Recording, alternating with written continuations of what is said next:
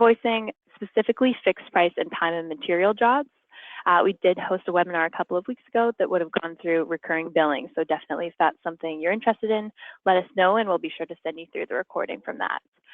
So for today's session, we'll talk about utilizing Function Point to label your jobs for easy searching when it comes to what you're invoicing. We'll do an overview of the two main types of invoices we see agencies generate, and then finally multi-job invoicing. So if you have multiple jobs for a client that you need to include on one invoice for them. Okay, and finally, I'll just repeat myself here. Questions, send them through. Sophie will answer them or she will ask me to answer them on screen. Perfect, so with that, we'll dive right into it. Okay, so Sophie, I should just check in. Are you able to hear me, see my screen, everything looking okay? Hi, Laura. Yeah. Hi, everyone. Just want to say hi. Laura's muting me today. I don't know why. She doesn't want me to be able to actually. So yeah, really excited to be a part of this, Laura. And yes, I can see your screen nice and crystal clear. Okay, happy to hear it. Perfect. So just to start off, I'm going to start off on our estimate add screen here. I just want to highlight a couple of fields that right when you're adding your estimate into the system, before you even have your job open, really key information to enter in order for your invoicing to be easy. So the first field I'll highlight here will be the category. Right now in my demo system, I have this set up fairly simply. I'm just tagging them as retainer, time materials, or fixed price.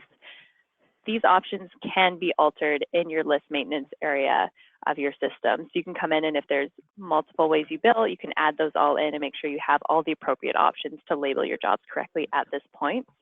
The other thing I will mention at the estimate level, entering in your estimated hours. So once you select your services here and you're generating the estimate, enter in your hours and your dollars, and that really allows you to, once you generate invoices, do some powerful reporting compared to what you thought you were going to be able to invoice and what you actually ended up invoicing. So it's great information to have. Okay, and I'm just going to jump over into our jobs module now, and I'll come onto the find screen here. So these find screens are a great way to navigate throughout the system. You can filter by any given field here, any combination of fields to really narrow down, make sure you're looking at only the information you want to see. One field I'll highlight while we're here is the status. So I have set up a custom status here called Ready to Invoice. This is really useful for managing your invoicing if maybe your account executives who are working with the jobs on a day-to-day basis aren't the ones generating the invoice. So the workflow I'm going to talk about is where an AE would come in, they would pull up a list of their jobs and they would need to enter the information that their bookkeeper or any other individual who's actually creating the invoices would need to create those accurately and efficiently.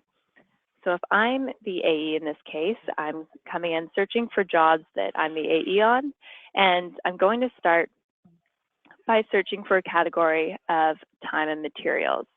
So I'll come in and I'll find all of my active time and materials jobs. And so here we can see I've toggled on some additional information in our managed columns area here. So I can see my job category. I can see my estimated and actual dollars. You can control what you see here through managed columns.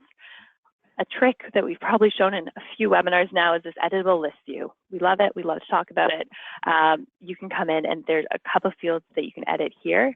One that I do want to highlight is the status becomes editable.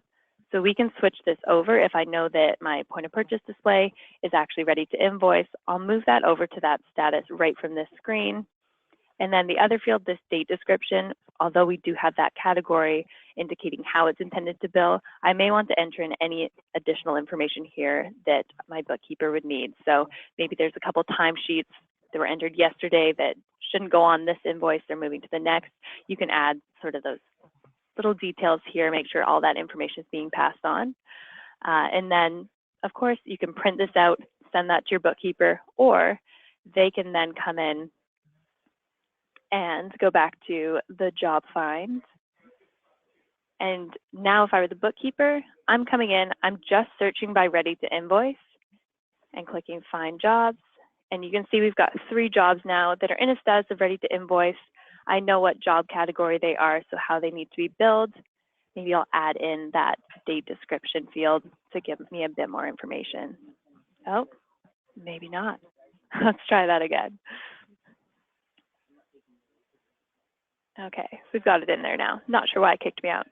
Okay, so if we are going to start back with our time materials point of purchase display invoice, we'll click into the job and we'll take a quick look. You can see our status, nice, ready to invoice. And then we can see, because this is time materials, I'm looking at the actuals.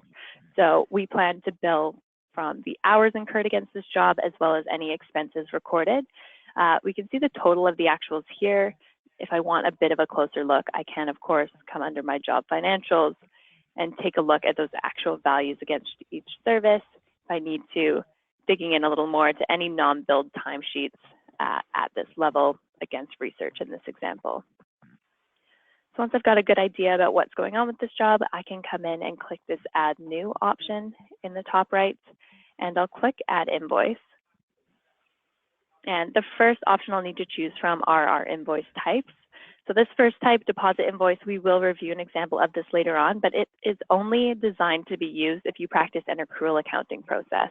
So if when you're generating a deposit invoice up front, if that revenue is not being recognized until the work has been completed for that. So this money is sitting in an unearned or an other current liabilities account until that point, you could use deposit. What we're going to use in this case are either interim or final invoices. So there's no difference in the output of the invoices, the formatting, how they look between these two. But an interim invoice is used when this job is intended to stay open. You would be doing more work. You may be recording more expenses, additional invoices later on. A final invoice, the main functionality difference here is just that it will move the job automatically to a status of invoice, which is effectively the same as closed. So people are no longer able to track time or track expenses against that. Okay, we can see I've got my invoice name. It's populated with my job number and my job name. That's great. This invoice date field is actually great. I feel like it's maybe underutilized. So you'll see, because the date's defaulted to today, it's telling me I've got 25 uninvoiced timesheets. If you're maybe generating your invoices a little later on, you can go back at this point and choose an earlier date. And if there were timesheets in between those two dates, it would no longer include those on the invoice. So I would recommend, if you're going to be getting rid of certain timesheets, trying to do that by modifying this date filter at this point, make sure that everything that's getting pulled through to the invoice should have their accurate values. This next field, calculate from. So we've got, it's defaulting in my case to calculate from estimated. Because I'm looking for the value of those timesheets and those expenses, I'm going to move this over to actuals. Those last two options, so remainder from actuals and remainder from estimated. Remainder from estimated is if we build 50% from estimated earlier on in our project, and then we build the remainder, it would build the full value of our estimate that hadn't been billed at that point. Remainder from actuals is, I don't want to say a little bit trickier, but we don't see it used as much. It's really saying if you build from actuals earlier on, and potentially if you had modified the amount you're billing for any timesheet, it is still going to go back and pull the full billable value of all of your actuals. So that's where really making sure that we're modifying those timesheets as little as possible. Once we get to the invoice, we'll make sure that using these calculate from options are always pulling accurately for us. So in this case, I'm billing from actuals. I'm going to bill, let's say 100%, so I want to bill for all the work we've done already. For 100%, I can leave this blank, so it will default to 100. I can drop that down to any percentage between 0 to 100 if I need to. Okay, so before I click Add Invoice, Sophie, any questions coming in?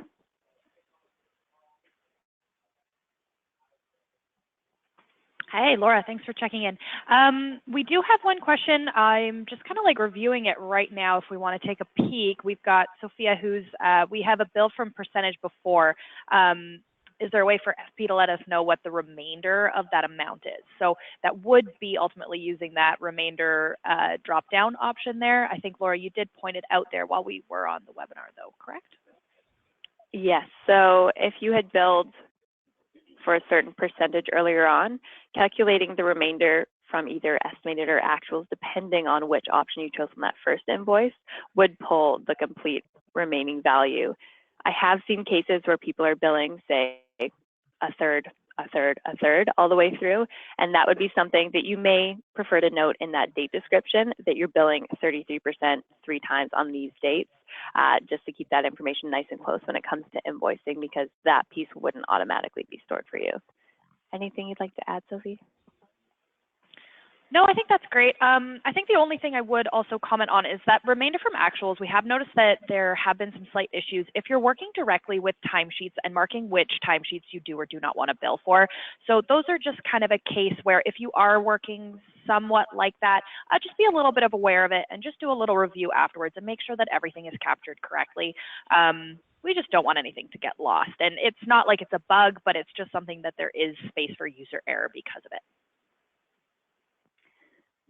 Okay, thanks, Sophie. Okay, so I'm going to stick with my actuals. In this case, we're billing 100%, and I'll click Add Invoice. This has effectively created the entire invoice for me at this point. You'll see on my invoice, I do have some drop downs on the left-hand side here. You will see these as well if you are working with our QuickBooks integration. If not, you just won't see this option, but that's completely fine. So you'll notice when we look at our invoice column, it has matched up directly to my actual values, the current actuals to the job for each service. I can drop these open and see specifically which timesheets are being invoiced, who tracked those timesheets, how long was the timesheet, and what the rates were that were applied. I can choose to toggle on or off any information that at this point I decide I don't need to show, and that is really the extent that best practice recommends managing timesheets on the invoice level, is to completely remove them or completely add them. It does give you the ability to override those values, but that is what Sophia was speaking to, where this timesheet from December 2nd has a value of $660. If we drop that down to say $400, there's going to be those $260 that if we then bill remainder from actuals, they will be pulled through in the future. So trying to avoid this override as much as possible. We know it's not necessarily a reality, but just being really diligent on where you're making those changes. Okay, one thing I will mention is that there is kind of this handy functionality with these columns. I can click on our invoice header here and it will actually clear that out entirely. So if I got this far, I had accidentally clicked actuals and actually needed to be from estimated, I can then click on my estimated header and it will pull through those values. So again, I'll clear it out and I'll put my actuals back here. Okay, so as we scroll to the bottom, if everything looks great at this point, I can go ahead and click Save. And we've now saved our invoice. And again, because I'm working with the QuickBooks integration at this point, I do have these options to post my invoice or to mark it as manually exported. If, for example, there was some kind of approval process where maybe your account executives were creating the invoices themselves, but your accountant needs to go through and actually be the one to post those, at this point, we could leave that in a status of unposted, and then your accountant's able to go in to the invoice module and do an invoice find for the status of unposted. So that's a great way to facilitate a bit of a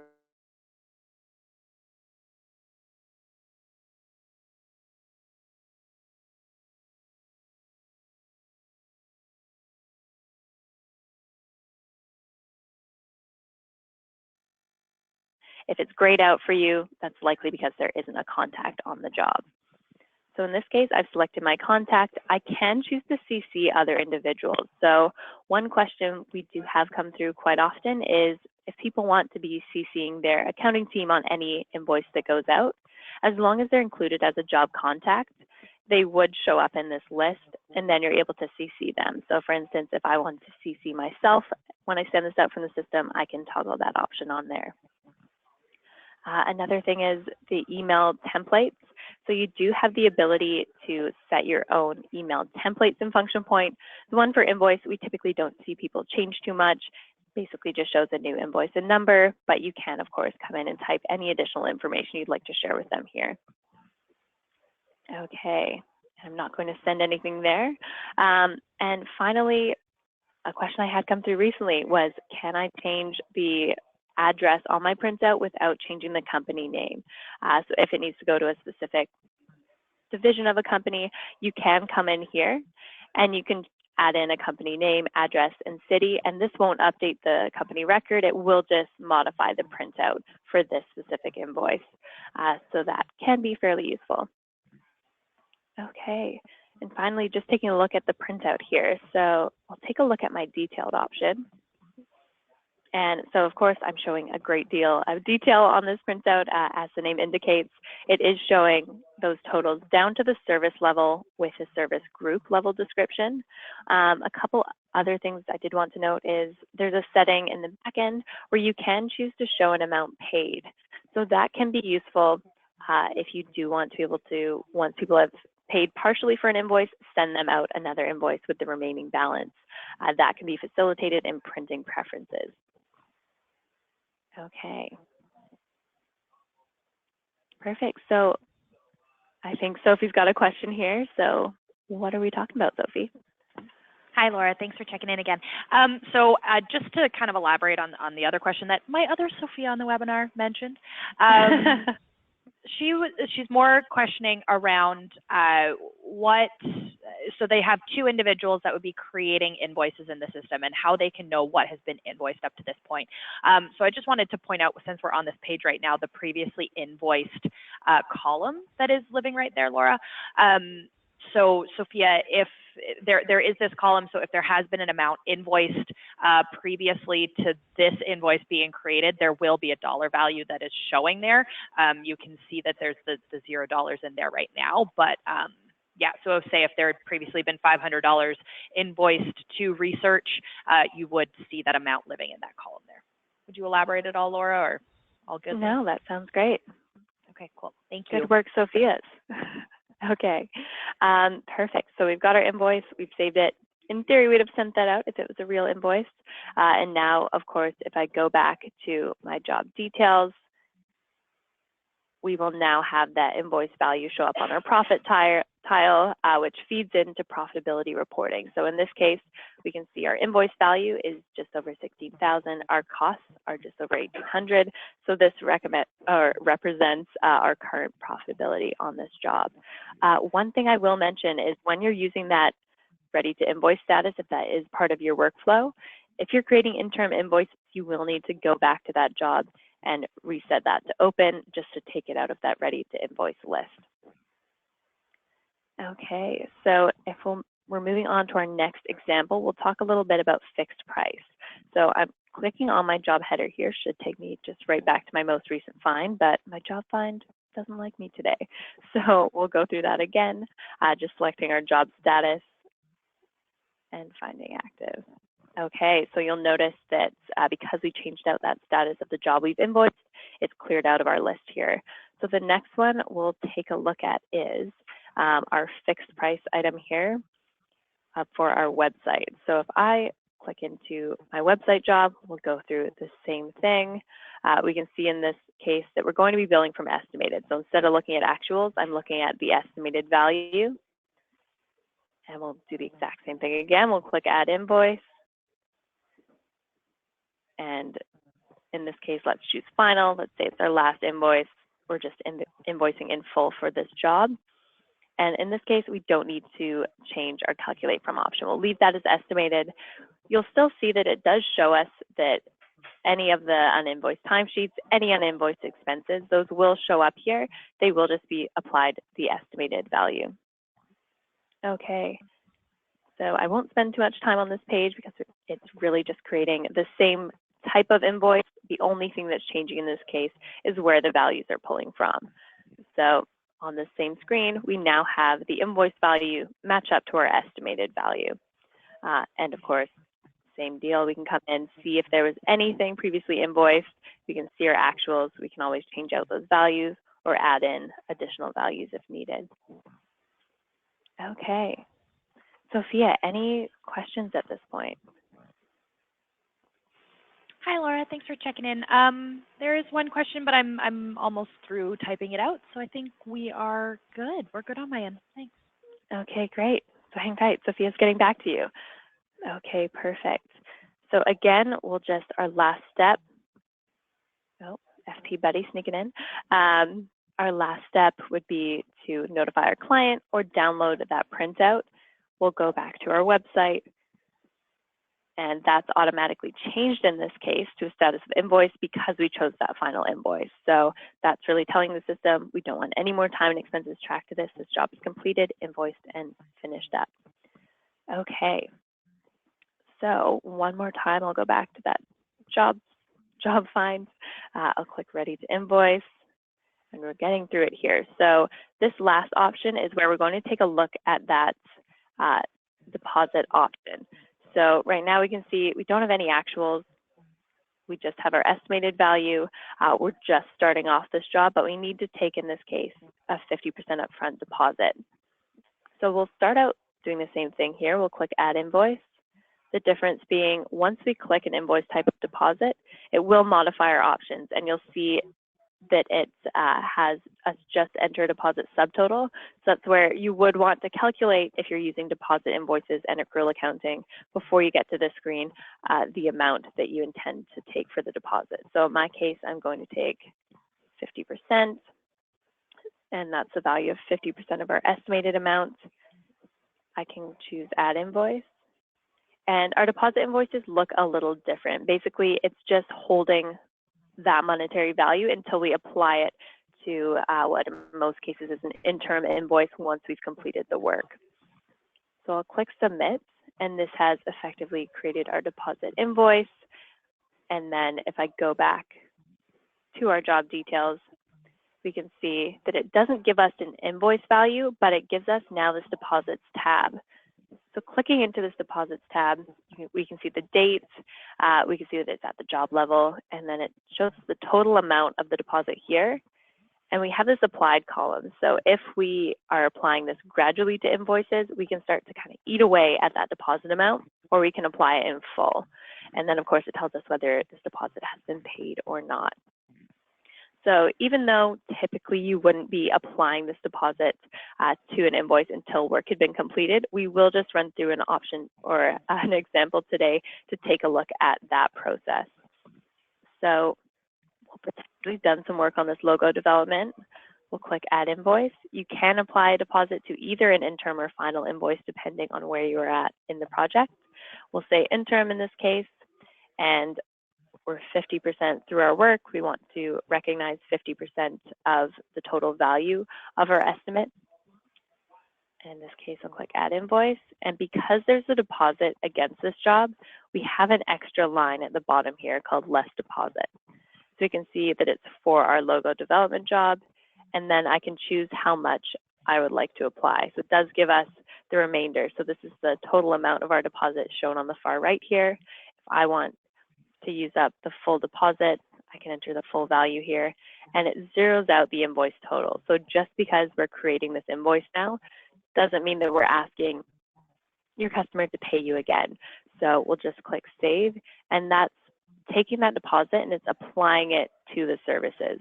So that's really important, where when it sits as a deposit, it's not actually applied to any work until we take this step of creating either an interim or final invoice and breaking that out against the services you provided. Okay, and so if we print out this invoice, we'll see that it basically just shows that the total due is 0, but it will show that the deposit was used against this. Okay, so I'll just check in on that one. So if you have anything else come in or anything you think I should touch on a little more. Hi, Laura.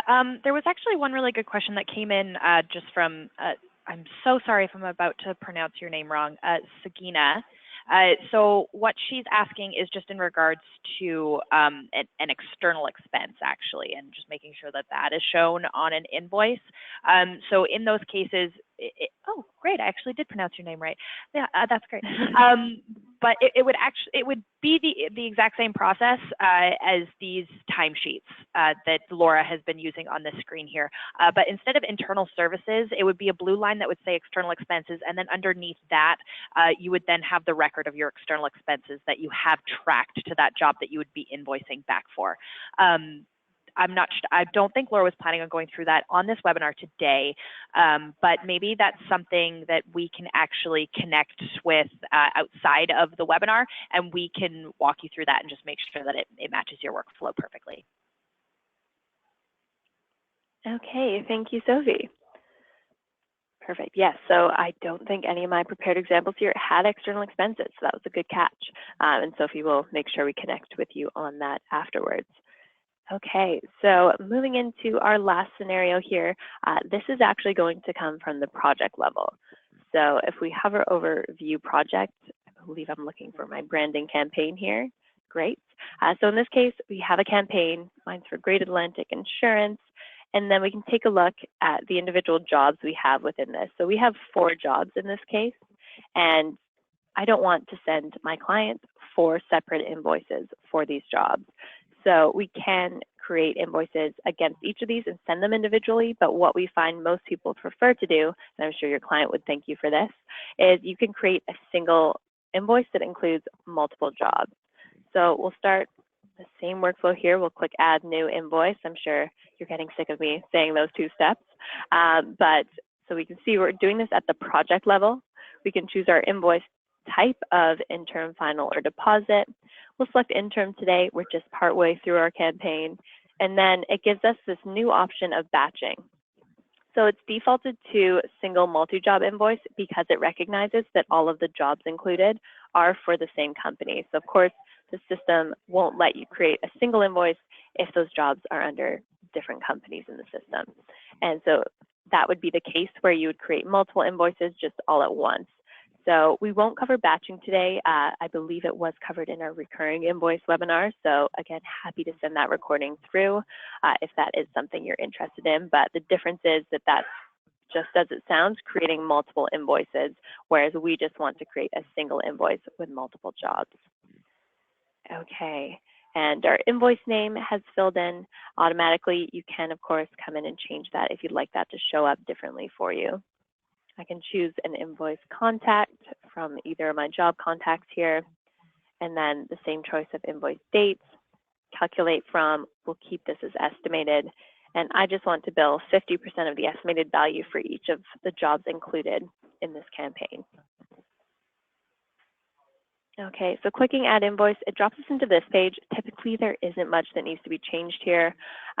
You can choose to alter the description if you'd like, and you can choose to add payment notes. So in our case, we have some payment notes set up. Again, this is going to live in our admin list maintenance area. There's a lot you can do in there. Just to add a quick thank you onto your invoice if you'd like. Our next, oh, I've got a look from Sophia. I think we've got a good question coming in. Sorry, I just keep kind of like waving at you. So just because you're on this page, and Celine had a really good question, just in cases where they maybe have different payment terms depending on their clients, this is actually the page where you can change those payment terms, Celine. So Laura, you'll see the terms with the net 30 right there. So if there's anything different that you might need to apply, you can change it directly on this page. And then if you're ever wanting to actually change the terms themselves, because of course these are preset for you to choose, that would be through the list maintenance area of your admin section. So Laura's showing it right now of the admin, system setup, and list maintenance. And that lives just all in the back end of the system for you. I was halfway through typing it, and then you were on that page, Laura, and I figured, you know, they just haven't heard my voice enough, and I needed to be able to say something. So thanks for that one, Celine. Okay, we're just so in sync. Okay, because I've talked about it so much today, let's just take a quick look at list maintenance. Like Sophia was mentioning, we do have payment terms as an option in our list on the left. You can choose from any of these. Where you can come in, you can choose what you'd like your default drop-down value to be. You could deactivate any items you aren't using anymore, and of course, add new. And that goes for, I believe it's the majority of drop-downs in our system that are included on this page. So lots of customization that can happen there. Okay, so if we're all good on this page, I'm going to click Next. And this next page is where we can select specifically which jobs we'd like to include on our batch. So we'll see, I believe we had 4 when you started out. One of those was closed. So it's only pulling through our open and active jobs through to this level. I can choose to add all, or I can choose just to add them one by one. So in this case, I would like to include all jobs. And at this point, you can go in and modify these. So just because we're creating them all at once doesn't mean that you're sort of bound to the standard invoice amounts that are set by that billing percentage and estimated calculation. You can come in by clicking on that little crayon, and you'll basically have that same invoice edit view that we're used to, where you can come in, make any changes, add any additional values needed, and of course, drop down and take a look at those timesheets. So in this case, it's pretty straightforward. I'm just going to click Finish Adding to Invoice. And so this drops me into my Basic Info tab. You'll see at the top here, it does call it a multi-job invoice, and the number starts with a B. So any multi-job invoices in the system will have a B in front of them. It's actually beneficial when it comes to searching. You can search by that invoice number, and it will bring up all of your multi-job invoices. Clicking under Jobs, we have some information. We can see that we invoiced 3, the total value that we've invoiced, and of course, how much has been paid. So in this case, when we print out our multi-job invoice, I don't believe I've made any changes to mine. Nope. So we can see it shows us the campaign level description, which we could have chosen to edit if we'd like. And then the scope of work is a little different from our typical invoice in that our jobs become those line items, our job descriptions become the descriptions, and then it's just showing us the total amount invoiced for each job. And of course, in this case, I believe I have an expanded summary report turned on here, which I have to say we don't see turned on too much of the time, but it is an additional option in printing preferences. There's lots you can do in there. Okay, so I'll jump back to my project details for my branding campaign, and we can at this point see our invoice totals up at that project level against our budget, our actual and estimate totals for all of the jobs within this campaign. Okay, so Sophia, any questions coming up at this point? Hi, I'm actually just reading this question right now from Lisa, and you know what, Lisa, I think you've stumped me. So she, and Laura, maybe you know the answer to this, and I just don't know. When we're creating that project level batch invoicing, and you know how on the single invoices, we're able to CC additional people to the notified client. And I guess that's not at the batch level yet. And Lisa, you've taught me something today. You know what? I'm actually not sure when our product team might be implementing something like that. That's something I'm certainly going to check into after this webinar, though. So thank you for bringing that to my attention, Lisa. Yeah, that is a great question, and it's something I've submitted myself as a request, but I'm happy to put another vote on that for you. So yes, that is a good point, that the notify client option, it will only give you the main contacts. Oh, was it giving me more there? Okay, we'll look into that and follow up with our product team just to make sure we're getting the best answer on that, Lisa. Okay, so those really are the 3 main examples I wanted to walk through. We talked about a time and materials job, so billing from actuals. We talked about our fixed price job, so billing from that estimated amount, and then our campaign level invoice. And in there, we did touch on deposits too. So the other key item I wanted to make sure everyone takes away is that that labeling that we talked about in the beginning, so making sure that you're spending those extra couple of minutes when you're setting up your jobs and managing them to make it really easy to know what needs to be billed and when, to really ease that workflow for those people who are generating or approving invoices. So I guess if there aren't any more questions urgently, we'll stay on for maybe about 5-10 more minutes if anything comes up, make sure we get through any questions. But I guess with that, I can give you a little bit of time back in your day. Thanks so much for joining us today. We really appreciate it.